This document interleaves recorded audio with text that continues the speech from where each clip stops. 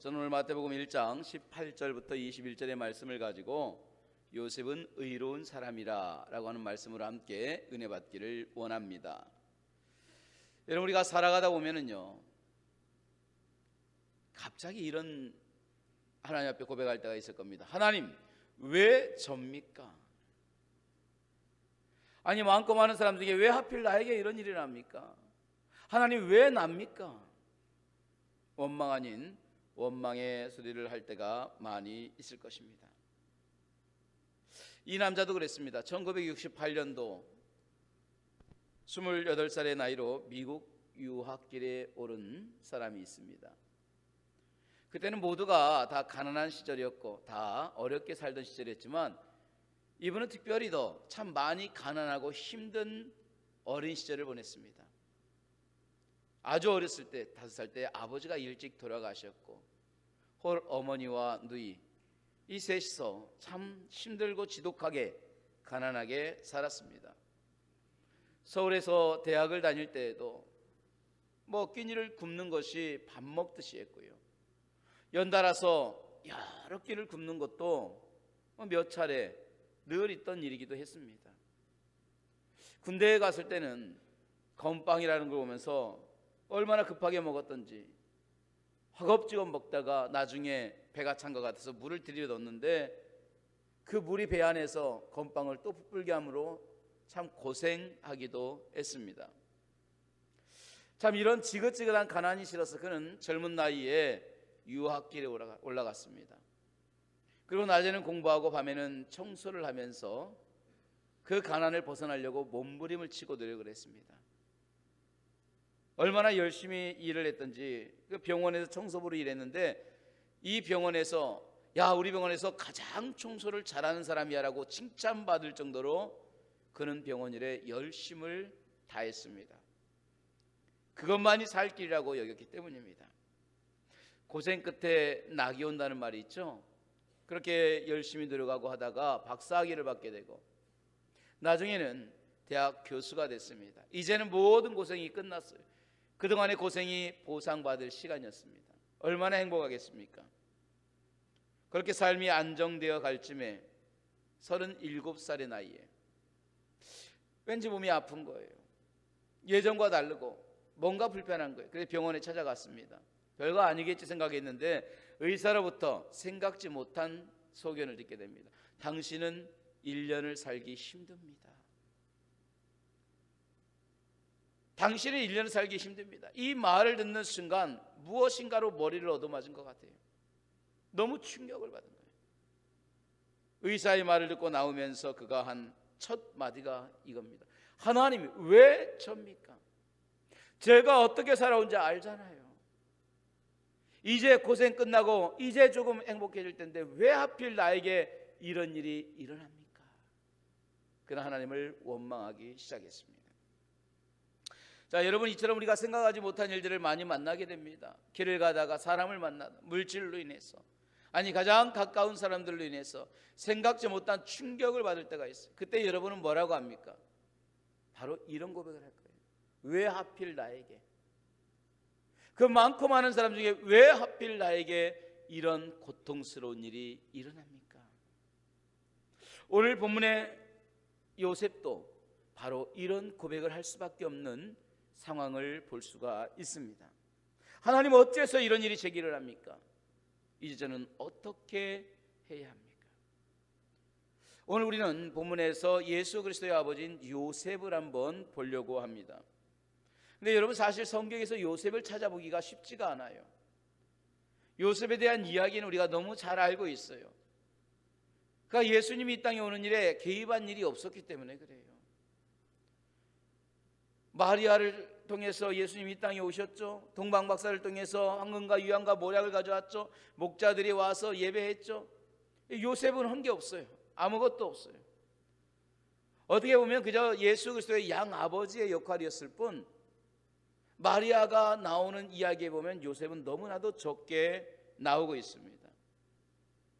예수님의 육신의 아버지임에도 불구하고 우리가 잘 알고 있는 방금 말한 동방박사의 이야기나 아니면 목자들의 이야기보다 그 입지가 너무나도 미미한 사람이 요셉입니다. 심지어 누가복음에서는요, 요셉을 어떻게 묘사하고 있느냐? 초라하고 별 볼 일 없는 사람으로 묘사를 하고 있습니다. 여러분, 누가복음 4장에 예수님께서 말씀을 전하는 것을 본 사람들이 이구동성이 이렇게 말합니다. 아니, 저가 요셉의 아들이 아니냐? 이 말은요, 누구네 집 누구의 아들 아니냐? 그 얘기가 아니에요. 그 아버지 요셉이 무식하고 그 아버지 요셉이 못 배우고 목수라는 거 우리가 다 알고 있지 않느냐? 그 아들인데도 불구하고 저렇게 하는 거 아니냐라는 거예요. 예수님이 너무 똑똑하게 이야기하고 사람들이 함부로 말하지 못할 정도로 이야기하니까, 아니, 자기 아버지는 저렇게 무식하고 별 볼 일 없는 사람인데 뻔히 우리가 아는데 저렇게 유식하게 말을 하네? 약간 비웃는 듯한 이야기라는 것을 볼 수가 있습니다. 어쨌든 요셉은 이래저래 초라한 사람입니다. 그리고 심하게 말하면 있어도 그만이고 없어도 별 의미가 없는 그 정도의 위치가 오늘 성경에서, 특별히 예수님의 오는 과정에서의 요셉의 역할이었던 거예요. 자, 그래서 우리는 요셉을 주목하지 않습니다. 아, 그저 그런가 보다 하고 넘어갔어요. 자, 그런데요, 놀라운 사실은 뭐냐? 성경에서 요셉에 대한 평가를 할 때에 있어도 그만 없어도 그만인 사람이 아니었다라는 거예요. 우리가 볼 때는 별 볼 일 없고 시시하고 그냥 넘어가는 그런 요셉인데도 불구하고 성경에서는 그 요셉을 뭐라고 하느냐? 의로운 자라는 거예요. 의인이었다라는 거예요. 요셉은 의로운 자다. 자, 우리 한번 18절과 19절 말씀을 같이 읽어볼까요? 18절과 19절입니다. 같이 읽습니다. 예수 그리스도의 나심은 이러하니라. 그의 어머니 마리아가 요셉과 약혼하고 동거하기 전에 성령으로 잉태된 것이 나타났더니 그의 남편 요셉은 의로운 사람이라. 그를 드러내지 아니하고 가만히 끊고자 하여. 그의 남편 요셉은 의로운 사람이다. 여러분 한번 생각을 해보세요. 우리가 생각하기에 따라서 의롭다고 하기보다는 비겁하다고 말해야 되죠. 왜 비겁하다고 말해야 됩니까? 끊으려고 했잖아요. 야, 나랑 결혼하려고 하는, 저 동거하려고 하는 그 사람이, 정혼한 저 사람이 아이를 가졌어.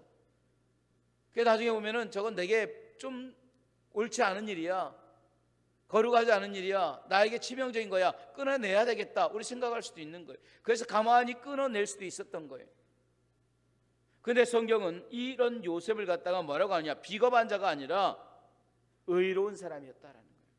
자, 그렇다면 성경은 왜 요셉의 이런 행동에도 불구하고 그를 의롭다 여겼을까 하는 거예요. 왜, 무엇이 그를 의롭게 여겼고 의로운 사람이라고 말했을까 하는 거예요. 우리가 요셉이 의롭다라는 이 이야기를 알려면 당시의 문화를 알아야 돼요. 당시는 이런 겁니다. 요셉과 마리아가 약혼을 했다. 성경에서는 정혼한 상태다 그랬어요. 근데 이 정혼과 결혼은 달라요. 이제 모든 남녀가 만난 마지막의 결정이 결혼이고 그 과정이 정혼이나 약혼이었던 거예요.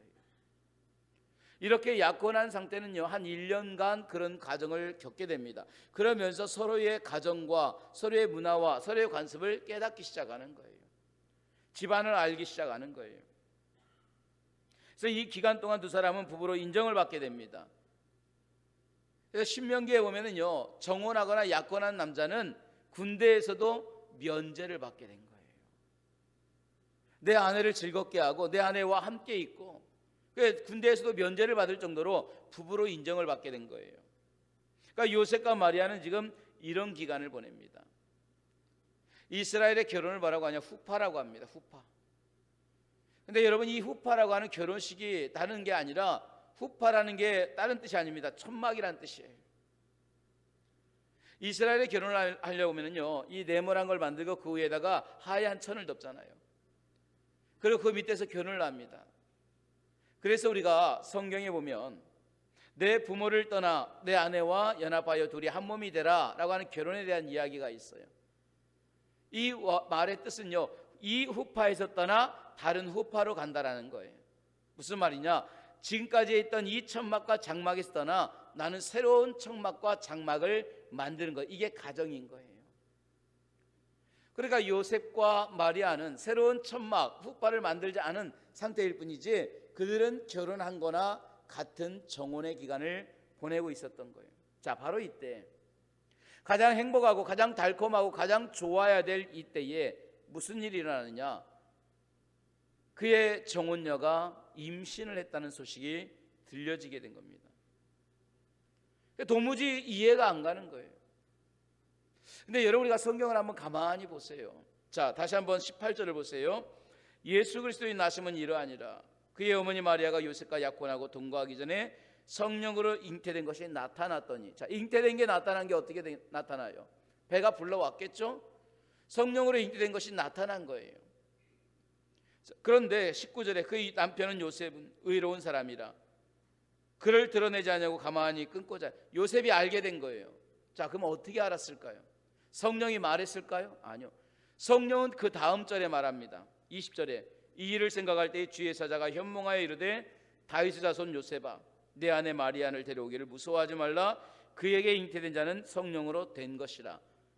자, 여러분 한번 생각을 해보세요. 성령이 잉태했다, 성령으로 잉태했다라는 말씀은 언제 하느냐? 20절에 합니다. 그런데 언제 알아요? 19절에 보니까 이미 알고 끊으려고 합니다. 근데 18절에 보니까 잉태된 것이 나타난 거예요. 그럼 요셉이 어떻게 알게 됐을까요? 소문으로 알게 된 거예요. 무슨 말이냐? 이미 마리아가 임신을 하고 배가 불러온다는 소문이 나기 시작했다는 거예요. 이 소문은 사람과 사람의 입으로 전해진 거지 성령이 알려준 게 아니라는 거예요. 성령은 20절에 요셉에게 처음으로 이야기하시잖아요. 그러니까 요셉은 굉장히 난감한 상태예요. 내 정혼녀가 임신했다는 사실을 나도 모르고 있는데 이미 소문으로 돌기 시작해서 결론은 어떻게 해야 되느냐? 끊어내야 되겠다, 이 생각을 갖게 되었다라는 사실입니다. 자, 이 소문을 들었을 때 요셉의 심정이 어땠을까요? 아, 그런가 보다, 남의 일이었을까요? 아니에요. 충격받았을 거예요. 나하고 약혼하고 정혼하고 이제 결혼할 사이인 저 사람이 나도 모르는 사이에 아이를 갖게 되고 배가 점점 불러온다는 소문이 여기저기서 웅성웅성 나오기 시작하는데 충격 안 받을 남자가 어디 있겠어요? 자, 그렇게 충격받은 요셉이 하나님 앞에 어떤 말을 했을까요? 주의 종이 주의 말씀대로 따르겠습니까? 아니에요. 하나님 왜 접니까? 그랬을 거예요. 하나님, 그 하필 많고 많은 사람 중에 왜 내게 이런 일이 일어나야 됩니까? 원망했을 거예요. 어쩌면 하늘을 향해서, 하나님을 향해서 소리쳤을지도 몰라요. 많이 힘들었을 겁니다. 도저히 이해할 수도 없고 받아들일 수도 없어요. 어쩌면 분노하고 원망했을 수도 있어요. 아니, 여러분, 이런 일이 저와 여러분에게 가정에 우리에게 일어났다고 해도 우리도 똑같았을 거예요. 분노하지 않았을까요? 원망하지 않았겠습니까? 그런데 성경은요, 요셉의 이런 원망하고 분노하고 충격적인 마음이 아니라 성경이 주목하는 것은 요셉의 마음이 아닌 요셉의 행동이었어요. 마음은 그렇대, 마음은 어떤지 몰라요. 그 속의 마음은 어떤지 몰라요. 우린 여기에 있는 저 사람의 마음이 어떤지 모르고 저렇게 행동하는 저 사람의 마음이 지금 어떤 마음인지 대충 알지만 어떨지 몰라요. 자, 그런데 그 마음이 뭘로 나오느냐? 행동으로 나와요. 성경은 그 행동을 주목했어요. 그 요셉이 어떤 행동을 합니까? 자, 19절 보세요. 그의 남편 요셉은 의로운 사람이라 그를 드러내지 않냐고 가만히 끊고자 하여. 자, 이 말씀을 잘 보세요. 가만히 끊고자 하여. 여러분, 자신의 아내가 될 여인의 부정이라고 여겨지는 이 사태 앞에서 그가 한 행동은 가만히 끊고자 했답니다. 그런데 성경은 뭐라고 하냐? 그는 의로운 사람이라는 거예요. 왜 의로운 사람이냐? 이 가만히 끊고자 했던 이 행동이 굉장히 사려 깊고 배려 있는 행동이었기 때문에 그래요. 가만히라고 하는 이 말 앞에는요, 반대의 말은 무슨 말이냐? 공개적으로 란 뜻이에요. 그래서 오늘 그를 드러내지 아니하고 라는 이 말은 뭐냐? 원어를 찾아보니까 공개적으로 본을 보이지 아니하고 라는 뜻이에요. 그러니까 요셉이 충격을 받고 이 엄청난 사건을 받으니까 여기저기 가서 말하고 나는 안 그런데 내 저 여자가 부정한 여자입니다라고 공개적으로 말할 수 있었을 거예요. 또 그렇게 해야 돼요. 그래야 본인의 의가 드러납니다. 그런데 그렇게 안 했어요. 오히려 공개적으로 말하지 않고 비밀스럽게 조심하게 가만히 끊으려고 했던 거예요.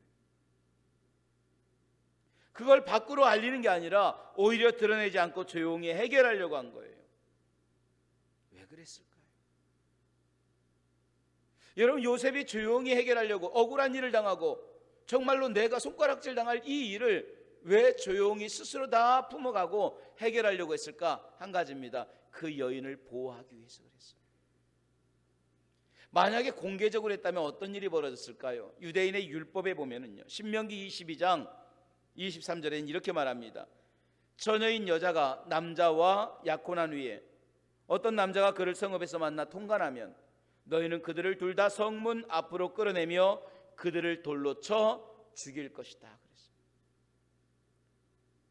오늘 요셉이 이 사건을 갖다 공개적으로 말하면 당연히 죽을 수밖에 없어요. 나는 의로워지지만,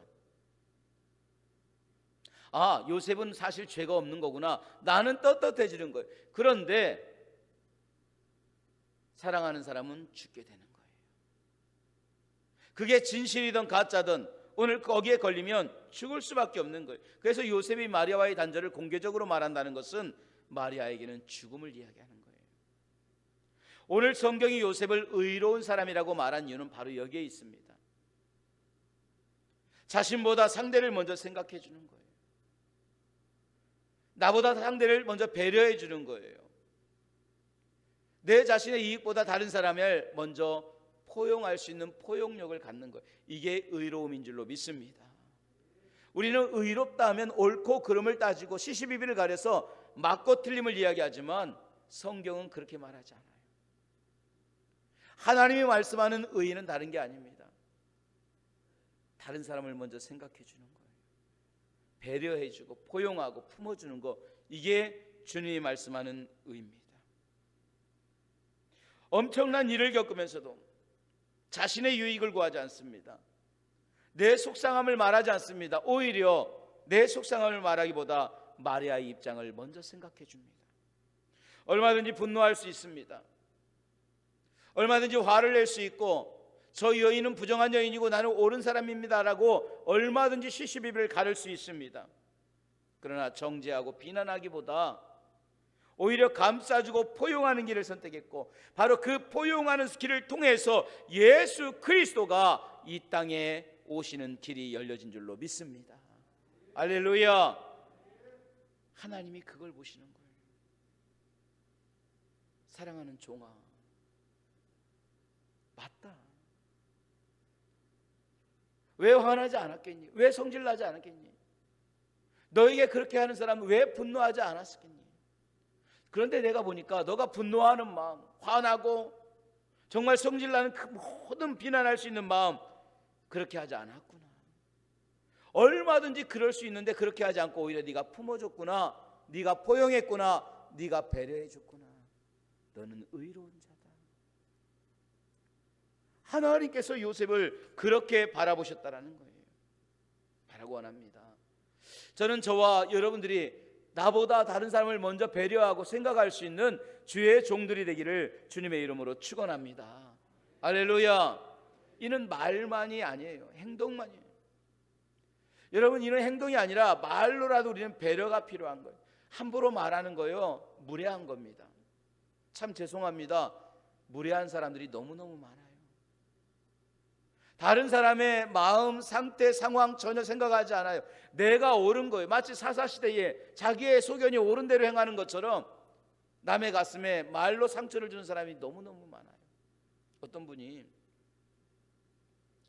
숙모가 가까이 있던 분이 돌아가시게 됐어요. 근데 그 숙모가 오래전부터 참 좋아했던 코트가 하나 있었어요. 그 밍크 코트를 이렇게 보면서, 야, 다른 건 내가 다 정리하는데 이거는 참 아꼈어. 그래서 내가 너한테 주고 싶어. 그래서 그 숙모가 그 조카에게 줬답니다. 그러니까 그 조카 권사님이 참 이 숙모가 준 걸 가지고 버릴 수가 없잖아요.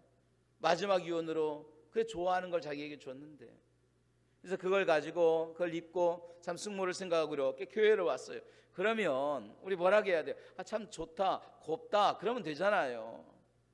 아니, 그 곱고 좋지도 않으면 그냥 말하지 않고 가면 돼요. 그런데 꼭 하는 말이 뭐냐? 꼭 가슴을 찔러요.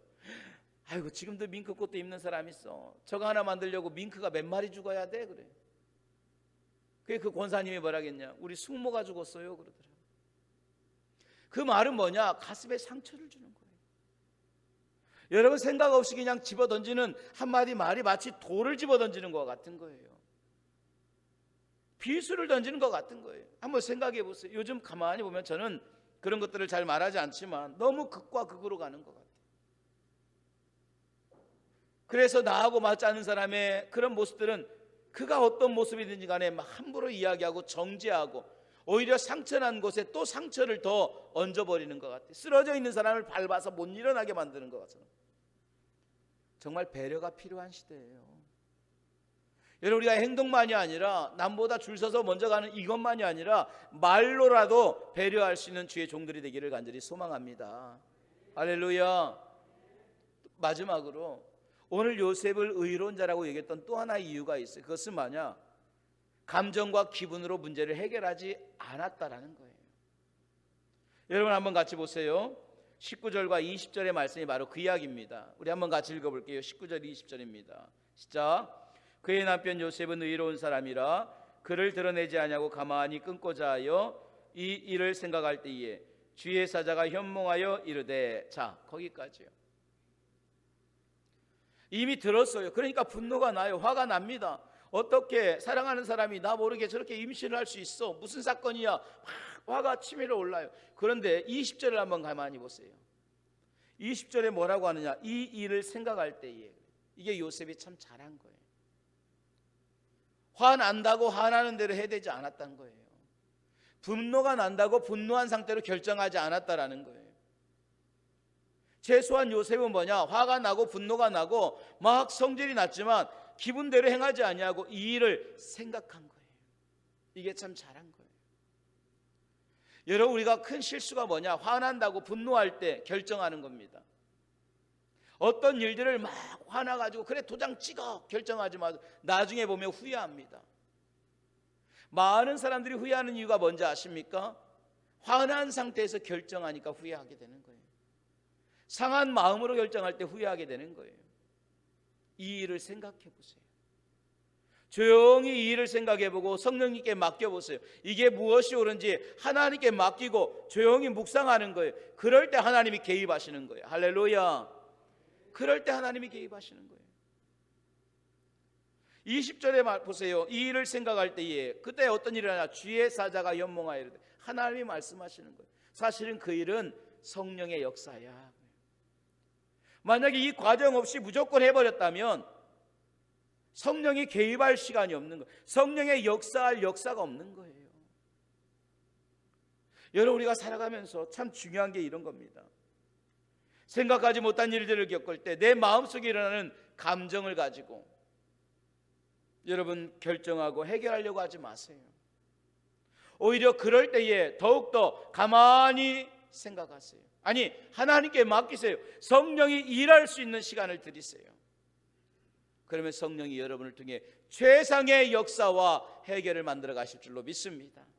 내 감정 기분이 아니라 하나님께 맡기고 하나님이 일할 시간을 드릴 때 성령이 일하실 것입니다. 오늘 성경에 보면 요셉은 참 미미한 사람입니다. 어떻게 보면 그의 입지가 없고 있으나 마나 적으나 안 적으나 별 성경에 영향이 없는 사람 같아요. 그런데 놀라운 것은 성경은 그 누구에도 쓰지 않은 의로운 사람이라고 말합니다. 그것은 그가 그 엄청난 상황 속에서도 다른 사람을 배려하고 포용했다라는 거예요. 그리고 그 모든 상황 속에서 감정과 기분이 아니라 하나님께 맡겼다라는 거예요. 하나님께 맡기고 그 일을 생각하고 성령의 역사를 기다릴 때 바로 그 과정을 통해서 그리스도가 이 땅에 오는 놀라운 역사가 이루어진 줄로 믿습니다.